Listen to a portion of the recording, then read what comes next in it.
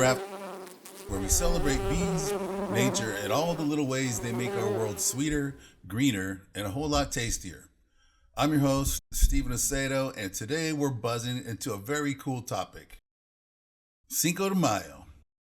Now you might know Cinco de Mayo for the food, the fun, and the music, but did you know that without bees, your favorite Cinco de Mayo dishes would look a whole lot different? Today we're serving up a feast of facts, flavors, and bee-powered history. So if you're driving, slow your roll, grab a taco, and let's get into it. Sure, amigos. Enjoy yourselves. But try not to get into too much troubles, okay? First off, I'm going to give you a little background on Cinco de Mayo. It marks the anniversary of the Battle of Puebla, fought on May 5th, 1862. A lot of people think that it's Mexican Independence Day, but that's not right. Against incredible odds, the Mexican army defeated a much larger French force, and it became a symbol of Mexican resilience and unity. Today in Mexico, Cinco de Mayo is mainly celebrated in Puebla, but across the United States has grown into a joyful tribute to Mexican heritage, culture, and of course, amazing food and tequila. Now let's get to the good stuff, the food, and how bees are the hidden chefs behind the scenes. Starting with tomatoes, from salsa to enchiladas, tomatoes are everywhere. Thanks to bee buzz pollination, tomato plants produce bigger, juicier fruits. Without that special vibration from bees, our salsa would be a lot less vibrant and a lot less tasty. Aww. Then you have avocados. Guacamole, anyone? Avocados rely heavily on bee population. Each flower has just one brief window to get pollinated. And without bees, no creamy avocado. Then you have corn. Corn mostly uses the wind to pollinate, but bees still forage among cornfields, helping maintain field health. Without that, you wouldn't have those yummy corn tortillas or corn chips that you use for salsa. Think of bees as the unofficial cornfield caretakers. Next up is beans. Black beans, pinto beans, refried beans. Bees help many varieties by boosting bloom strength and increasing yields. Without bees, there would be far fewer beans to pile onto your plate, and your burritos would be nice and dry. And don't forget the onions, and green onions. Bees are critical for onion seed production. No bees buzzing around onion flowers, no crunchy, flavorful onions in your pico de gallo, on your tacos, or in your menudo. And don't forget peppers. Spicy, sweet, smoky peppers bring the heat to Cinco de Mayo. Bee visits help peppers grow bigger and better, meaning more jalapenos, poblanos, and serranos for your dishes.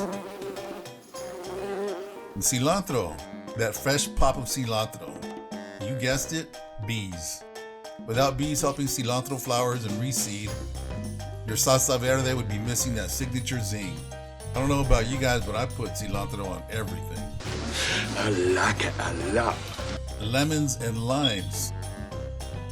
Lemons and lime. Think about it. Margaritas, ceviche, carne asada marinades. Bees support citrus trees, helping produce the lemons and limes we love so much. Then there's lettuce. Don't forget the lettuce. Perfect for taco toppings or cooling down spicy dishes. Bees help during lettuce seed production, ensuring we have fresh greens year-round. Bees also help with squash blossoms for calabacitas, mangoes for sweet ceviche or salsa, strawberries for those yummy margaritas, and even herbs like oregano and mint. Bees are literally woven into the fabric of our celebration foods. Now, most people don't know this, but beekeeping is deeply rooted in Mexican culture, long before European honeybees arrived. Indigenous people like the Maya cultivated stingless bees called melipona. Their honey was used for medicine, ceremonies, and cooking, and it was considered sacred. After European settlers introduced honeybees in the 16th century, beekeeping spread through Mexico and into the American Southwest, like Arizona, New Mexico, and California.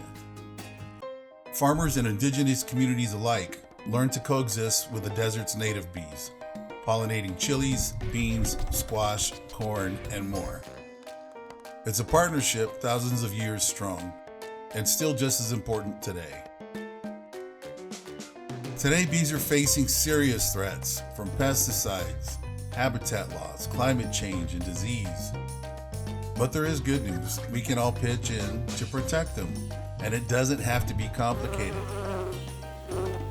This Cinco de Mayo, let's raise a glass, not just to the heroes of Puebla, but also to our tiny buzzing heroes. You can help by planting native flowers and herbs, avoiding harmful pesticides, setting out water stations with Bee Rafts, a safe landing spot bees can trust, and supporting local beekeepers. If you want a simple, beautiful way to help bees stay hydrated safely, check out our Bee Rafts at www.beeraft.com. They're a little piece of love for the pollinators who make our celebrations possible. Well, thank you for tuning in to this special Bee Raftin Podcast episode. Until next time, keep your garden blooming, your plates full, and your hearts buzzing. Feliz Cinco de Mayo, and happy Bee Rafting.